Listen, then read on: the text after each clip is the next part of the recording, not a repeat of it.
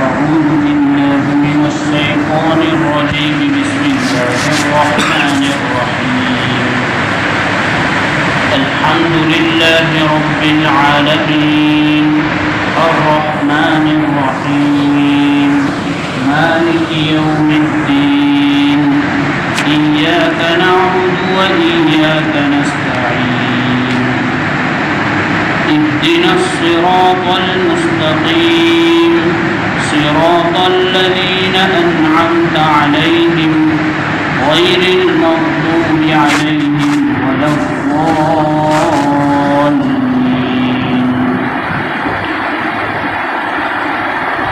محترم بزرگ اور دوست، یہ ہماری آج کی جو محفل ہے یہ قرآن کی نسبت پر ہے. سب سے پہلے تو ہم اس کی اہمیت فضیلت کو سمجھیں. قرآن کریم یہ اللہ تعالیٰ کا کلام ہے. اس کی جس مجلس میں ہم بیٹھیں گے اس پر مغفرت کے وعدے ہیں، گناہوں کو نیکیوں میں بدلنے کے وعدے ہیں، ہدایت ملنے کے وعدے ہیں، اور دنیا اور آخرت کی ہر قسم کی کامیابی کے وعدے ہیں. تو اس مجلس میں ہم اپنی جتنی اچھی نیتیں کریں گے اس کے مطابق اللہ ہمارے دلوں میں زندگیوں میں تبدیلی پیدا کرے گا. اس لیے ہم سب مل کر ایک نیت یہ کرتے ہیں کہ قرآن کی مجلس میں جو نیت لے کر بیٹھنا چاہیے وہی نیت ہم سب کرتے ہیں. اور بزرگان دین نے قرآن کی مجلس میں جس نیت سے شرکت کی ہے ہم بھی اسی نیت سے شرکت کرتے ہیں. اور سب سے بڑی نیت یہ کہ قرآن کریم ہدایت کی کتاب ہے. تو ہم سب اس لیے بیٹھے ہیں کہ ہم سب کو ہدایت ملے. اللہ ہم سب کو ہدایت نصیب فرمائے. اللہ تعالیٰ کے رسول صلی اللہ علیہ وسلم نے حدیث میں فرمایا تم میں سب سے بہترین آدمی وہ ہے جو قرآن سیکھے اور سکھائے. تو ہمارے دل میں یہ احساس ہونا چاہیے کہ اس حدیث کے مطابق ہم سب انشاءاللہ مخلوق میں سب سے بہتر بنیں گے. کیونکہ اللہ کے رسول صلی اللہ علیہ وسلم کا سچا فرمان ہے جو بھی سیکھے اس کے الفاظ سیکھے اس کا ترجمہ سیکھے. تو یہ سب سے پہلی بات ہے. دوسری حدیث میں یہ بات آئی ہے کہ القرآن افضل من کل شیء، کہ قرآن ہر چیز سے افضل ہے. اس کے بعد فرمایا فمن وقر وقر اللہ، جو اس کی عظمت محبت احترام کرے گا اللہ اس کی عزت اس کا احترام کروائیں گے. ومن استخف استخفہ اللہ، اور جو اس کے ساتھ ہلکا پن برتے گا اس کو نظروں میں نہیں لائے گا، اس کو اہمیت نہیں دے گا، اس کی ویلیو کو اور مہتو کو نہیں سمجھے گا تو اللہ تعالیٰ بھی اس کی اہمیت کو گھٹا دیں گے. اتنی بڑی بات. اور دوسری جگہ فرمایا المعظمون، جو لوگ اس کی تعظیم کرتے ہیں اللہ تعالیٰ ان کو ہر شر سے محفوظ رکھتا ہے. تو ہمیں اس پر عمل کی توفیق عطا فرمائے. یہ جو درس قرآن ہے یا تفسیر قرآن ہے اس کو ہم شروع کریں اس سے پہلے قرآن کے تعلق سے دو چار باتیں ہم سمجھ لیں. وَإِنَّهُ لَتَنزِيلُ رَبِّ الْعَالَمِينَ، کہ قرآن کیا ہے؟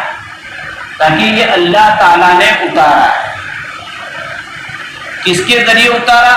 تاکہ نزل بہ الروح الامین، حضرت جبرائیل علیہ السلام اس کو لے کر آئے. اور جبرائیل علیہ السلام کیسے ہیں تو اللہ تعالیٰ سورہ مومنون میں فرماتے ہیں کہ ذی قوہ انہ لقول رسول کریم، کہ یہ ایسا فرشتہ لے کر آتا ہے جو معزز ہے، عزت کے لائق. ذی قوہ مضبوط بھی ہے کہ لاتے وقت کوئی بیچ میں اس میں تبدیلی نہیں کر سکتا ہے. اور اس کے بعد فرمایا کہ اللہ کے وہاں ان کا مقام ہے اونچا. مطاع فرشتے ان کی بات مانتے ہیں. اور پھر اس کے بعد فرمایا کہ یہ امین بھی. تو لانے والے یہ نزل بہ الروح الامین کس پر اترا؟ علی قلبک لتکون من المنذرین.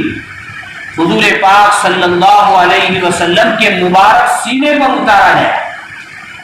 سب سے بہترین شخص اور سب سے بہترین نبی حضرت نبی کریم صلی اللہ علیہ وسلم پر اتارا گیا. تو یہ ہے قرآن. قرآن کریم کے اندر 500 سے زائد رکوع ہے، 6000 سے اوپر آیتیں ہیں، 114 صورتیں ہیں. اس میں 86 صورتیں مکہ کے زمانے میں اتری، یعنی جب تک حضور صلی اللہ علیہ وسلم ہجرت فرما کے مدینہ نہیں گئے تھے ان ایام میں سفر حضر میں 86 صورتیں اتری، اور مدینہ کے زمانے میں 28 صورتیں اتری. اس کو مکی اور مدنی کہتے ہیں. ہر صورت کے وہاں لکھا ہوا رہتا ہے ہمارے قرآن میں. مکی صورتیں جو اتری اس میں اللہ تعالیٰ نے 3 باتیں بہت توجہ کے ساتھ نازل فرمائی، بہت اہمیت کے ساتھ. سب سے پہلی بات تو یہ کہ اللہ پر ایمان. دوسری بات رسول اللہ صلی اللہ علیہ وسلم پر ایمان. تیسری بات آخرت پر ایمان. اور اس تعلق سے جن لوگوں کو سوال تھا، جواب تھا، کویشچن تھا، آبجیکشن تھا، اس کا حل فرمایا مکی صورتوں میں یہ.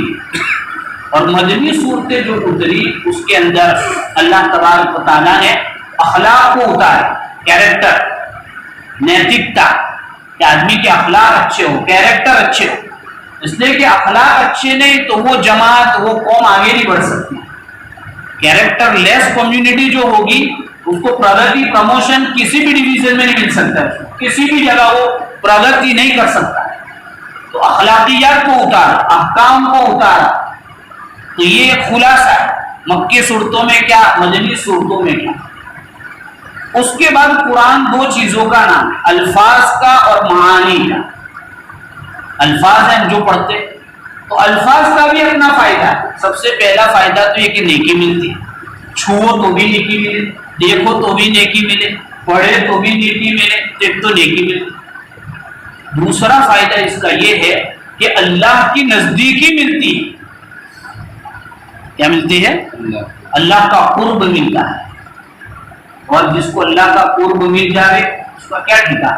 آج لوگ سیاسی لوگوں کے قریب ہونے کے لیے کیا کیا کرتے ہیں، ہے نا. تو اللہ کا تعلق کس سے ملے گا؟ قرآن پاک سے. امام احمد بن حنبل رحمۃ اللہ علیہ نے اللہ سے پوچھا راز و نیاز میں کہ ہم سمجھ کر پڑھے تو بھی یا سمجھے بغیر پڑھے تو بھی.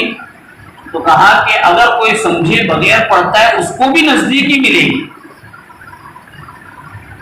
یہی نہیں قرآن کی اپنی تاثیر. حضرت مفتی شفیع صاحب رحمۃ اللہ علیہ نے معارف القرآن میں سورہ ابراہیم کی تفسیر میں یہ بات لکھی ہے کہ اگر کوئی شخص اپنا ناظرہ قرآن صحیح کر لے وہ بھی مرتد ہونے سے بچ جاتا ہے. نظر دیکھ کے قرآن صحیح کر لے وہ بھی مرتد ہونے سے بچ جاتا ہے. اور انہوں نے لکھا کہ آزادی سے پہلے جب شدید تحریک چلی، مسلمانوں کو دوسرے دھرم میں کنورٹ کرنے کے لیے محنتیں ہونے لگی، تو اس وقت جو لوگ اس میں پھنسے وہ لوگ تھے جن کا ناظرہ قرآن بھی صحیح نہیں تھا. قرآن کوئی معمولی، اس لیے کہ قرآن خود کہتا ہے قرآن اترا ہی اس لیے ہے کہ اندھیروں سے اجالے کی طرف لے کر آئے. کفر، شرک، بدعت، غلطیاں یہ سب اندھیرے ہیں. توحید، اللہ، رسول، آخرت، ایمان یہ سارے چیزیں اجالے ہیں. تو اندھیرے سے اجالے کی طرف نکالنے کے لیے قرآن آیا. تو اس لیے ہم قرآن کے الفاظ کو بھی صحیح کریں. اور دوسرا نمبر، اور اس کے کئی واقعات. حضرت عمر رضی اللہ عنہ سورہ توحہ سن کر ایمان لائے. حضرت طفیل رضی اللہ عنہ ایک سورت سن کے ایمان لائے. حضرت عثمان بن مظعون رضی اللہ عنہ کلمہ تو پڑھ لیا تھا انہوں نے، لیکن ہم جمعہ کے دن خطبے میں وہ آیت سنتے ہیں، کتنوں کو یاد ہوگی جب امام صاحب وہ خطبہ پڑھتے ہیں تو سب تیار ہو جاتے کھڑے ہونے کے لیے کہ مولوی صاحب اب خطبہ پورا کر رہے ہیں نا۔ ان اللہ یأمر بالعدل والاحسان وایتاء ذی القربى وینہی عن الفحشاء والمنکر والبغی یعظکم لعلکم تذکرون۔ کتنے لوگوں کو تو یہ آیت یاد ہوتی، امام صاحب کے ساتھ پڑھتے بھی ہیں۔ تو حضرت عثمان رضی اللہ عنہ، عثمان بن مظعون، وہ کہتے ہیں کہ میں نے کلمہ تو پڑھ لیا تھا، چونکہ حضور صلی اللہ علیہ وسلم سے دوستی تھی تو دوستی میں نے پڑھ لیا تھا، لیکن اندر بیٹھا نہیں تھا۔ لیکن ایک دن حضور صلی اللہ علیہ وسلم کی مجلس میں بیٹھا تھا اور حضور صلی اللہ علیہ وسلم نے ایک دم میرے ساتھ بات چیت بند کر دی، یعنی وہی اتر رہی تھی۔ وہی اترنے کے بعد وہ آیت سنائی، آیت تو حضرت عثمان کہتے ہیں کہ میرے دل میں ایمان پکا ہو گیا۔ تو قرآن تو یہ ہے، تو قرآن ایک تو دوسرا ہے معانی، اس کے معنی کیا کہہ رہا ہے اس کو بھی سمجھنا بہت ضروری ہے۔ محبوب کا کلام، آج دنیا میں کوئی آفس ایسی نہیں کہ وہاں آفس میں جو کاغذ لے کر جاتا اس کو کچھ پتا نہ ہو اور وہاں والے کو سب کو پتا رہتا ہے میں کیا کاغذ لے کے جا رہا ہوں، کس پر میں دستخط کر رہا ہوں۔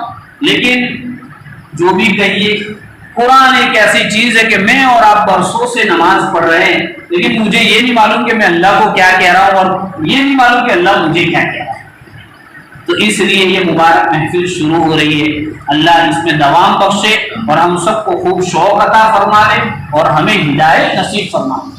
حضرت مولانا علی میاں رحمۃ اللہ علیہ فرماتے ہیں یہ قرآن جو ہے کتاب توحید ہے، جو آدمی اس کو پڑھ لے گا وہ کچھ بھی بن سکتا ہے، مشرک نہیں بن سکتا ہے۔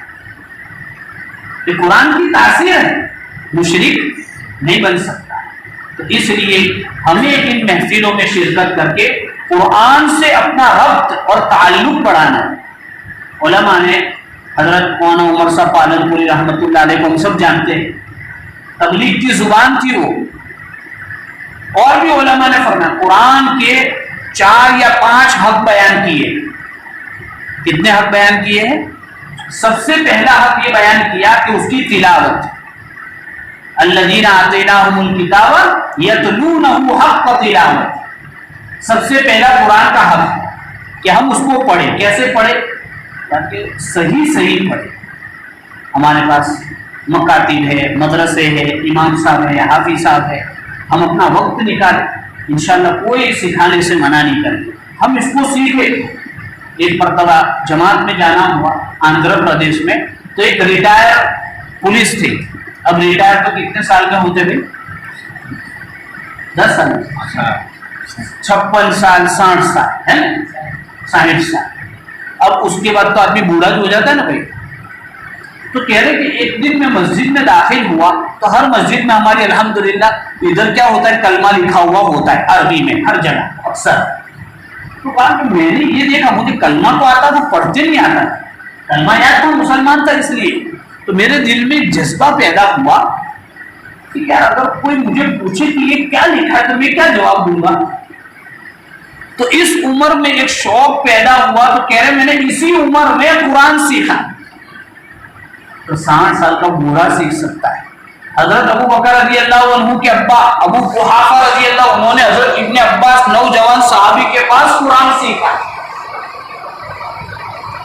یہ قرآن سب سے پہلا حق ہے کہ اس کو ہم سیکھیں، اس کو پڑھیں۔ دوسرا حق یہ ہے کہ اس پر عمل کریں، اس کے معنی سمجھیں۔ تیسرا حق ہے اس پر عمل کریں۔ چوتھا حق یہ ہے کہ اس کو لوگوں تک پہنچائے۔ یہ سب حق، ان حقوق کو ہم ادا کریں گے تو قرآن کریم کے ذریعے ہم سب کو کیا ملے گی؟ ہدایت ملے گی۔ تو یہ آج کی ہماری جو محفل ہے، مجلس ہے، یہ قرآن کے تعلق سے ہے۔ اب ہم چونکہ نمازوں میں یہی صورتیں پڑھی جاتی ہے تو ہم اس کو شروع کرتے ہیں۔ سب سے پہلے یہ کہ قرآن کے آداب میں یہ ہے کہ اعوذ باللہ من الشیطان الرجیم پڑھیں۔ یہ نماز میں قرآن پڑھیں گے تو بھی، اور باہر قرآن پڑھیں گے تو بھی، اور قرآن پڑھتے پڑھتے تو ہمیں کسی سے بات نہیں کرنی، لیکن ایمرجنسی کچھ کام آ گیا تو قرآن بند کر کے کسی سے بات کی اور پھر واپس کھولیں گے تو ہمیں کیا پڑھنا ہے؟ اعوذ باللہ من الشیطان الرجیم۔ کیوں پڑھنا ہے؟ سب سے پہلی بات تو یہ کہ یہ اللہ کا حکم ہے، اس لیے پڑھنا ہے۔ قرآن میں اللہ نے فرمایا فَإِذَا قَرَأْتَ الْقُرْآنَ فَاسْتَعِذْ بِاللَّهِ مِنَ الشَّيْطَانِ الرَّجِيمِ۔ یہ جب قرآن پڑھنا ہم شروع کریں تو اللہ کی پناہ میں ہمیں آنا ہے شیطان مردود سے۔ اعوذ باللہ کا ترجمہ کیا ہوتا ہے؟ اعوذ، میں پناہ میں آتا ہوں، باللہ اللہ کی، کس سے؟